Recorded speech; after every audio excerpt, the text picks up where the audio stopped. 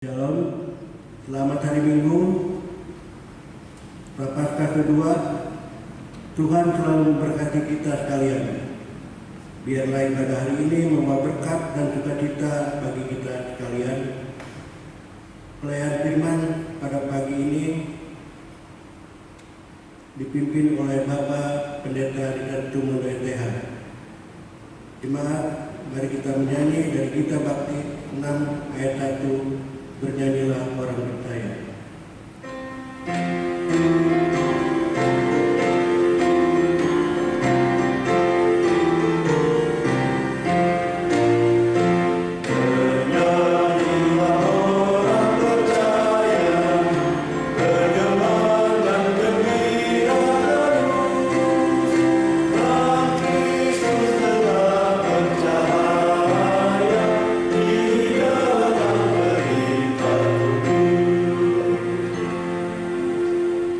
Saudara-saudara, terimalah hukum dan salam pertolongan kita dalam nama Bapa, Putra dan Roh Kudus.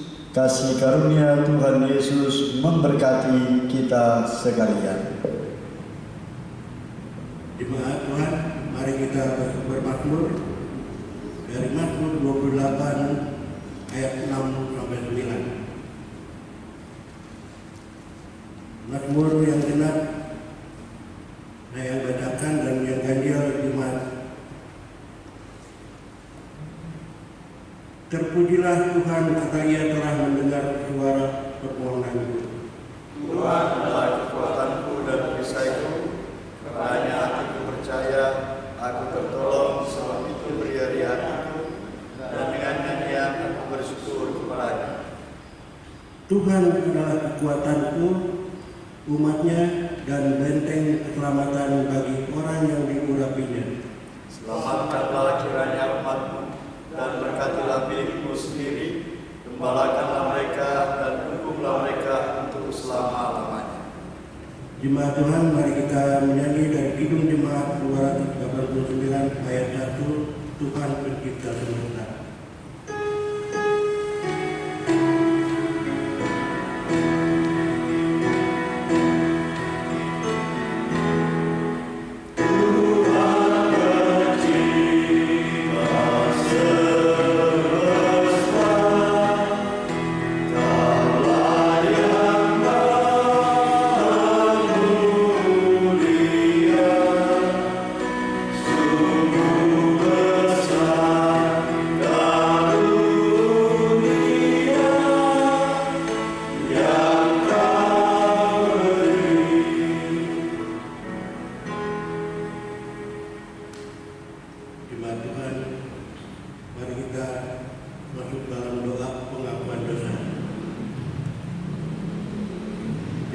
Marilah kita mengaku dosa dan kesalahan kita di hadapan Tuhan yang Maha Pengasih.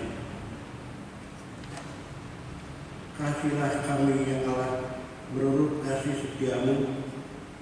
Hapuskanlah pelanggaran kami menurut rahmat-Mu yang besar. Bersihkanlah kami seluruhnya dari kesalahan kami, dan tahirkanlah kami dari dosa kami. Sebab kami sendiri sadar akan pelanggaran kami dan senantiasa bergumul dengan kesalahan kami. Jadikanlah kami tahir ya Allah, dan baharulah batin kami dengan roh yang kudus, yang teguh. Jangan membuang kami dari hadapan-Mu, dan janganlah mengambil roh-Mu yang kudus daripada kami.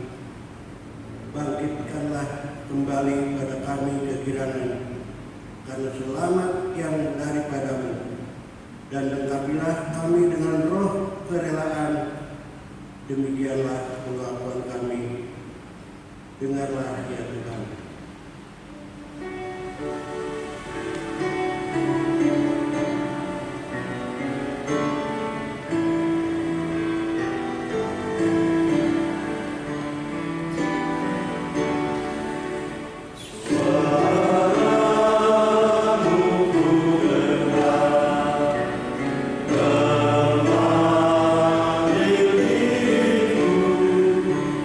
Supaya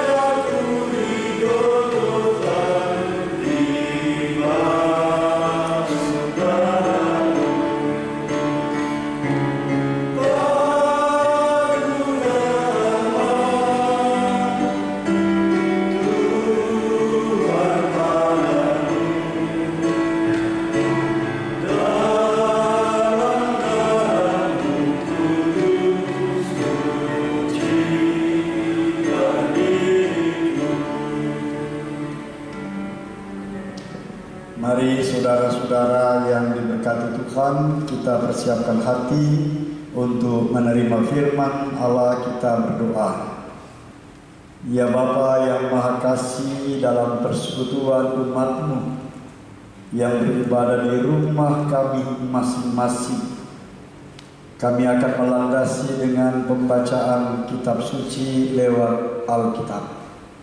Semoga kami dikuatkan, kami dikenyangkan oleh firman-Mu, dan kami tetap setia percaya mengandalkan Tuhan, bahwa apapun yang kami alami sekarang ini Tuhan, Engkau selalu menjaga melindungi kami. Ya Tuhan, berfirman-Lah, kami siap mendengar. Amin. Jemaat, kami undang bangkit berdiri. Pembacaan Alkitab pada ibadah minggu ini terambil dari Perjanjian Lama, Ratapan 1 ayat 1 sampai 17 yang mengatakan, "Ah, betapa terpencilnya kota itu yang dahulu ramai. Laksana seorang jandalah ia yang dahulu agung di antara bangsa-bangsa. Yang dahulu ratu di antara kota-kota, sekarang menjadi jajahan. Pada malam hari tersenduh-senduh ia menangis. Air matanya bercucuran di pipi dari semua kekasihnya. Tak ada seorang pun yang menghibur dia. Semua temannya mengkhianatinya, mereka menjadi seterunya. Yehuda telah ditinggalkan penduduknya karena sengsara dan karena perbudakan yang berat. Ia tinggal di tengah-tengah bangsa namun tidak mendapat ketentraman. Siapa saja yang menyerang dapat memasukinya. Pada saat ia terdesak, jalan-jalan ke kota Sion diliputi sukacita karena pengunjung-pengunjung perayaan tiada. Sunyi senyaplah segala pintu gerbangnya. Berkeluh kesahlah imam-imamnya, bersedih-sedih darah-darahnya, dan dia sendiri pilu hatinya. Lawan-lawan menguasainya, seterus-terusnya berbahagia. Sungguh Tuhan membuatnya merana karena banyak pelanggarannya. Anak-anaknya berjalan di depan lawan sebagai tawanan. Lenyaplah dari putri Sion segala kemuliaannya.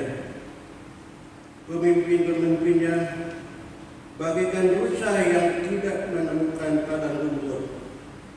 Mereka berjalan tanpa daya di depan yang mengejarnya.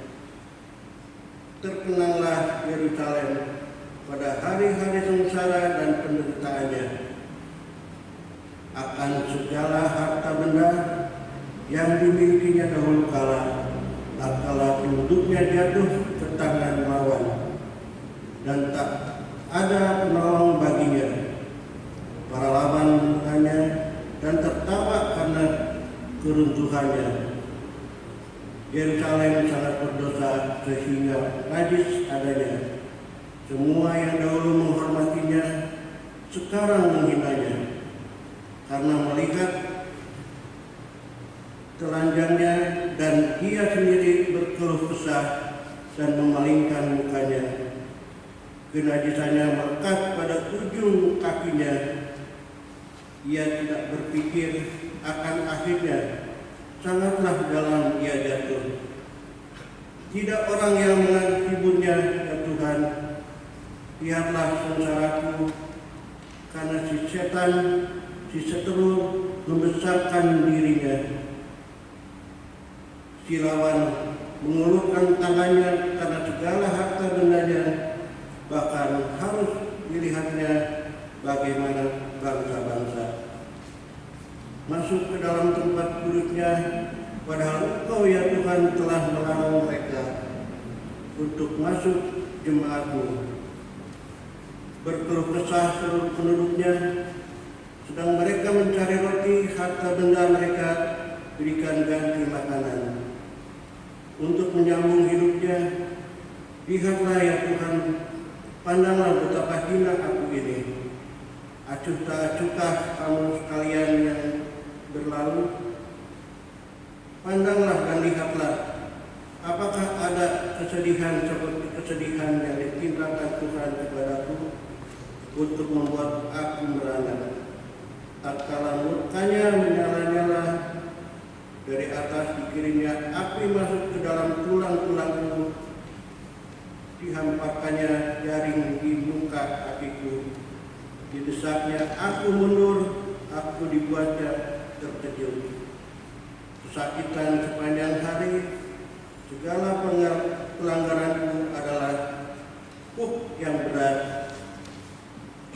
Suatu jalinan yang dibuat tangan Tuhan, yang ditaruh di atas tengkukku sehingga melumpuhkan kekuatanku. Tuhan telah menyerahkan aku ke tangan orang-orang yang tidak dapat kutentangi. Tuhan membuang semua pahlawanku yang ada dalam lingkunganku. Ia menyelenggarakan pesta menentang aku untuk membinasakan teruna-terunaku. Tuhan telah menginjak-injak putri Yehuda, darah itu seperti orang mengirik merawas anggur. Karena inilah aku menangis, mataku mencucurkan air. Karena jauh daripadaku penghibur yang dapat menyegarkan jiwaku.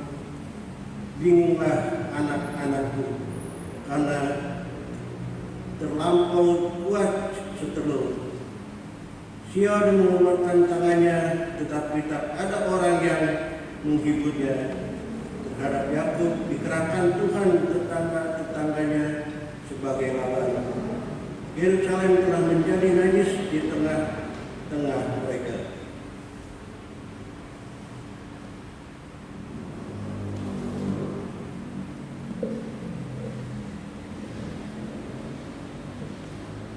Terpujilah Tuhan Yesus, Hosiana.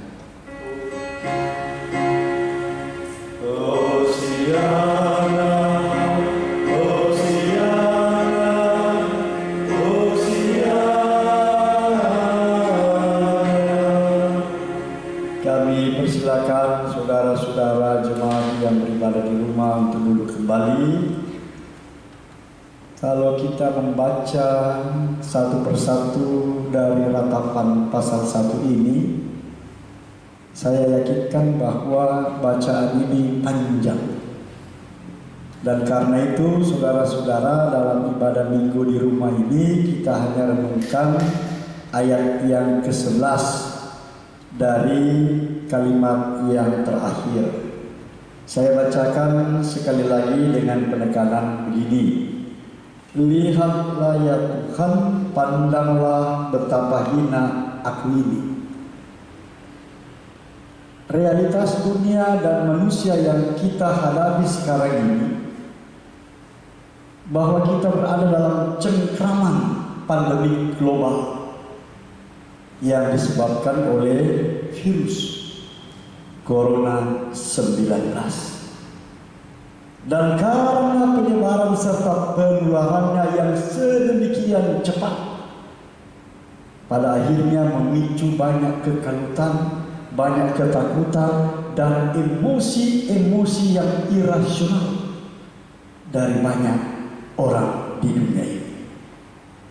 Dan ketika darurat kesehatan COVID-19 ini terus berlanjut, termasuk yang kita alami sebagai warga masyarakat, maka itu menimbulkan krisis yang hebat.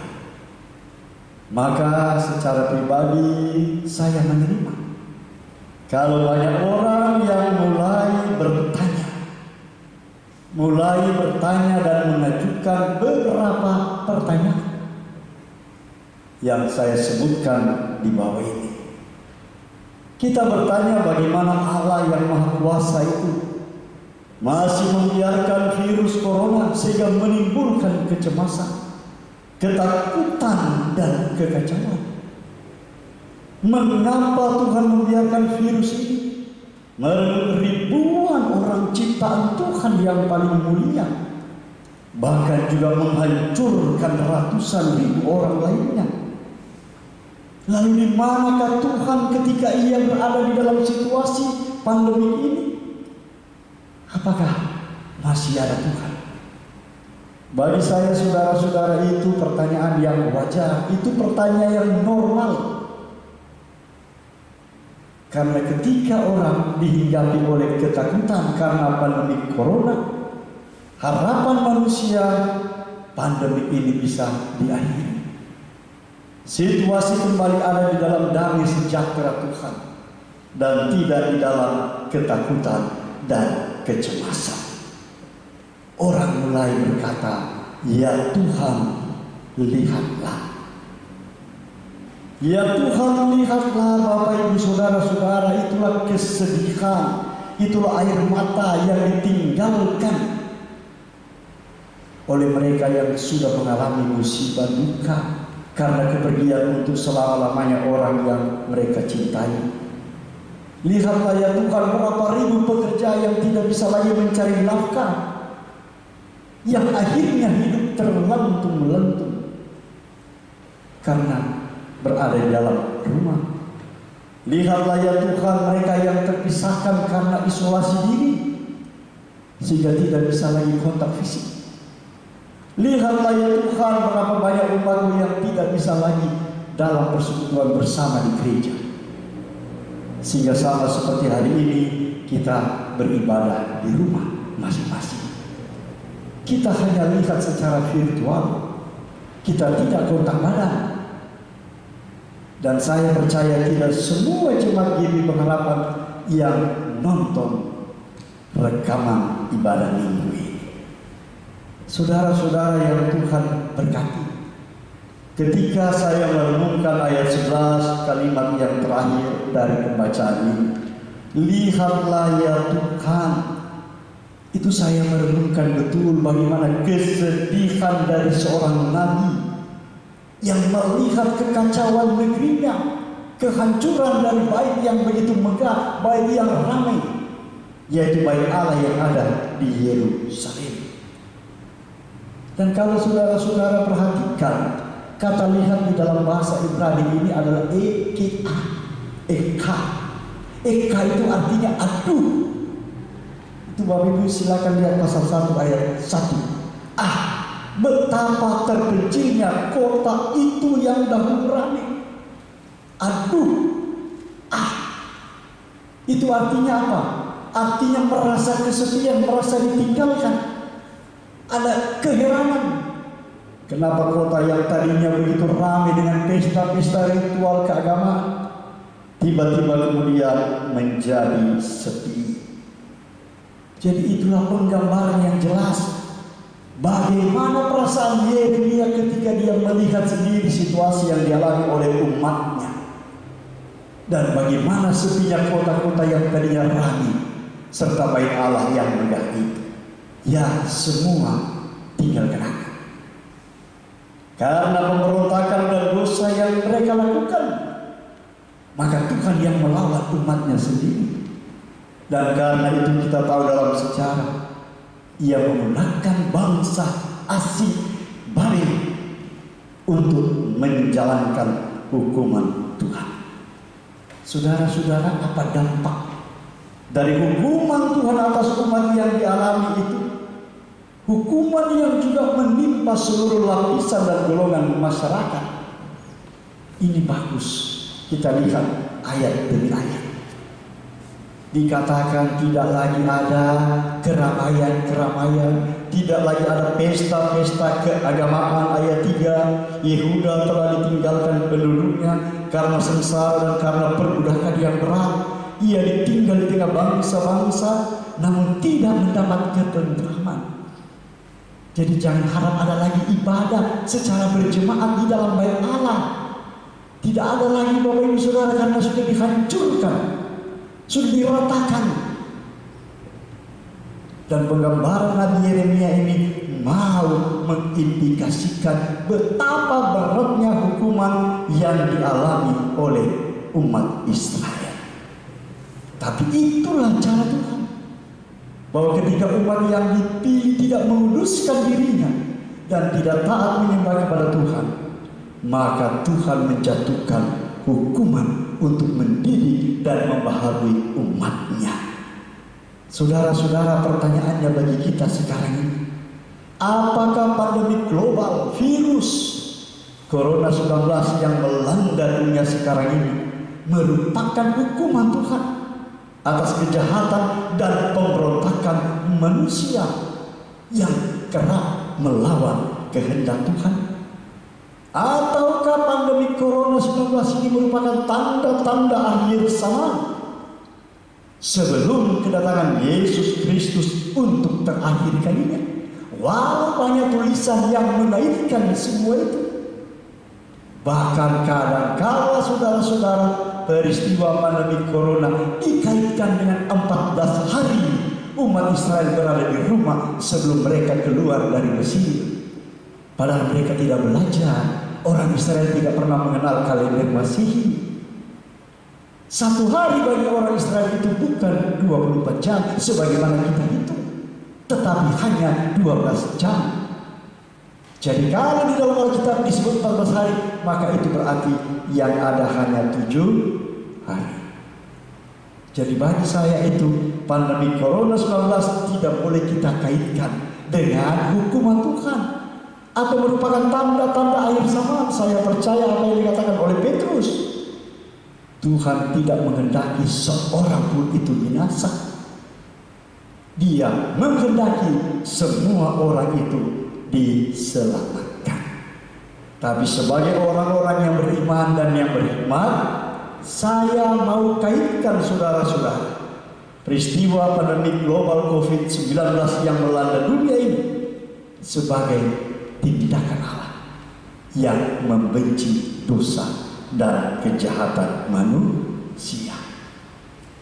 Karena jelas di dalam Alkitab sifat Allah itu adalah Dia sayang kepada orang yang setia kepadanya, tapi Dia juga membenci orang yang melawan kehendak Tuhan. Jadi sifat Allah itulah yang harus menjadi catatan bagi kita, bahwa ketika saya tidak hidup kudus, saya berdosa dan melakukan kejahatan, maka saya tahu ada hukuman yang akan ditimpakan oleh Tuhan. Karena bagi Tuhan hukuman itu tidak lain bertujuan mendidik dan memproses kita supaya hidup baru dengan kerendahan hati dan bukan dengan kesombongan. Yang kedua, Bapak Ibu Saudara, dari firman ini saya mengambil satu makna. Ya, orang Israel tidak lagi bisa beribadah di bait Allah. Ya, tentara Babel di bawah pimpinan Nebukadnezar meluluhlantahkan.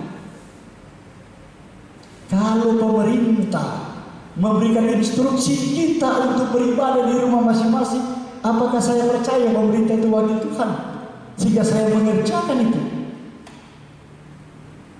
Saya percaya Bapak Ibu Saudara, itu pasti ada maksud Tuhan, supaya kita tidak beramai-ramai datang di gereja dengan pakaian yang baru, dengan kesombongan, karena kadang-kala orang datang ke gereja itu dengan penampilan lahiriah, bukan dengan penghayatan dia ingin bertemu dengan Tuhan yang kudus.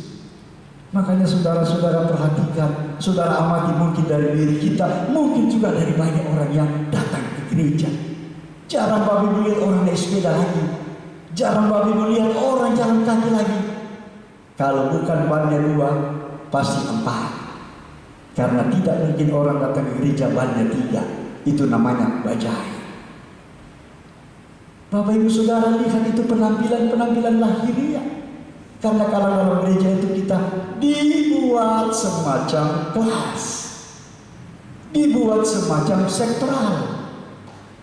Jadi bagi saya ada bagusnya kita beribadah di rumah masing-masing, supaya kita tidak berpesta pora, supaya kita tidak meriah-meriahkan hanya dengan penampilan fisik. Karena kalau itu menjadi orientasi kehadiran kita, saya yakinkan apa yang dibuat oleh pemerintah itu bagian dari rencana Tuhan. Nah, karena itu Bapak Ibu Saudara, ketika Yeremia katakan, lihatlah ya Tuhan, pandanglah betapa hina aku ini, mari teriakan ini kita tujukan juga kepada Tuhan. lihatlah ya Tuhan, kami semua di dunia sudah gila hanya karena satu virus yang bernama Corona 19 menimbulkan kekacauan, ketidakpastian, kecemasan, kekalutan sampai kepada ketakutan. Tapi bagi orang yang berharap kepada Tuhan, dia akan menerima masa depan. Karena di balik semua penderitaan yang kita alami, percayalah, dengan kesetiaan dan dengan hati yang baru dalam beribadah kepada Tuhan, maka kita akan diberkati dan menjadi umat kesayangannya. Biarlah firman ini memberkati saudara dan saya. Amin. Mari kita masuk dalam respon umat, seluruh umat Tuhan olehnya dikenal.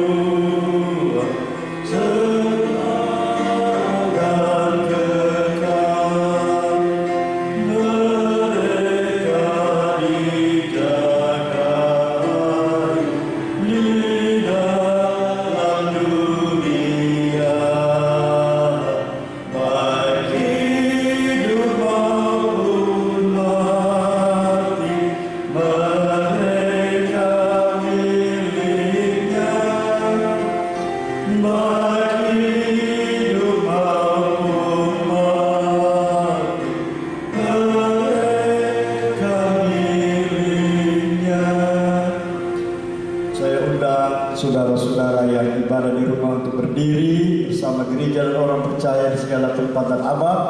Kita ikrarkan pengakuan iman rasuli dengan hati mulut masing-masing berkata, aku percaya kepada Allah Bapa yang Maha Kuasa, Khalik langit dan bumi, dan kepada Yesus Kristus anaknya yang tunggal, yang dikandung daripada darah Maria, yang menderita di bawah pemerintahan Pontius Pilatus, serta mati dan turun ke dalam kerajaan maut, pada yang ketiga bangkit pula dari antara orang mati, naik ke sorga, duduk di sebelah Allah Bapa yang Maha Kuasa, dan akan datang dari sana untuk menghakimi orang hidup dan yang mati. Aku percaya pada kudus, gereja yang kudus dan persekutuan orang kudus, pengampun dosa, kebangkitan daging dan hidup yang kekal. Kami persilakan saudara-saudara duduk kembali. Marilah kita naikkan doa persekutuan di rumah melalui syafaat di gereja ini. Kita berdoa. Kami bersyukur Engkau memberi kesempatan dan waktu beribadah bersama keluarga dan anggota keluarga di rumah kami masing-masing ya Bapa. Lihatlah inilah yang terjadi di belahan dunia ini. Ketika pandemi global virus Corona 19 melanda manusia, ada kekalutan, ada kekacauan dan kecemasan, ada ketakutan sampai dengan frustasi. Karena itu ya Tuhan, sebagai anak-anak-Mu, karuniakan kami hikmat agar supaya bisa merenungkan setiap kejadian ini, bahwa Tuhan tidak pernah meninggalkan kami. Selalu Tuhan ada kebaikan di balik peristiwa yang kami alami secara global ini. Khususnya kami doakan dalam persekutuan ini supaya Tuhan melindungi warga dari segala penderitaan karena virus Corona 19 ini ya Tuhan. Bahkan ketika mereka sudah terpapar oleh virus Corona 19, kami mohon umat-Mu mendoakan. Kami mohon Tuhan umat-Mu menopang dengan penghiburan agar supaya mereka boleh dikuatkan sekalipun mereka terisolasi dari keluarga dan kami. Begitu juga kami doakan untuk para dokter dan para medis, maupun juga orang-orang yang terlibat di dalam proses perawatan, baik itu korban maupun orang dalam pengawasan, agar supaya Tuhan memberi mereka damai sejahtera dalam melaksanakan tugas. Dan biarlah dengan tugas mulia ini mereka boleh menjadi saksi kasih Tuhan bagi orang-orang yang sakit dan menderita. Begitu juga dengan kami sebagai gerejamu, ajar kami untuk taat terhadap pemerintah, karena bukankah mereka adalah wakilmu ya Tuhan, untuk menegakkan kebenaran dan keadilan demi mewujudkan ketenteraman dan kesejahteraan. Dan biarlah sebagai warga yang baik kami mengisolasi diri masing-masing di rumah, kami beribadah di rumah, bekerja di rumah, sambil kami menjaga jarak ya Tuhan, karena itu adalah salah satu langkah untuk menghentikan penyebaran dari virus Corona 19. Apapun langkah-langkah yang diambil oleh pemerintah, lembaga-lembaga yang berkompeten, bahkan juga doa-doa gereja, Tuhan berkati. Dan biarlah persekutuan kami di rumah ini ada persekutuan yang menjadi berkat bagi banyak orang.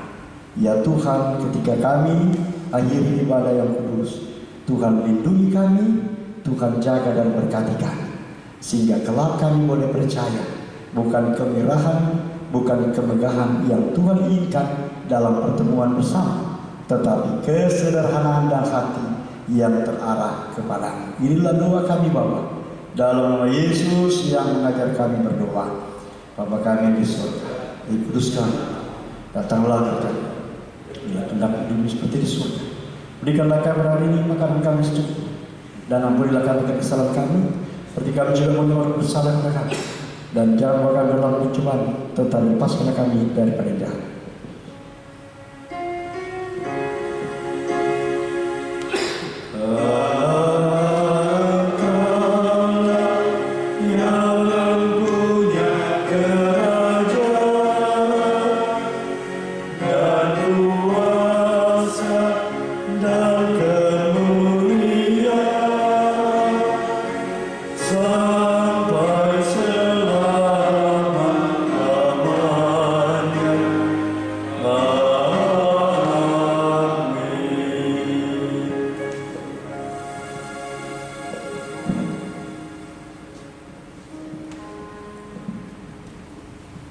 Bapak Ibu dan saudara-saudara sekalian yang ada di rumah, marilah kita mengucap syukur dengan memberi persembahan kepada Tuhan, dan dengarlah Alkitab yang terambil dari kitab Efesus 5 ayat 20 yang menyatakan, ucaplah syukur senantiasa atas segala sesuatu dalam nama Tuhan kita Yesus Kristus kepada Allah dan Bapa kita.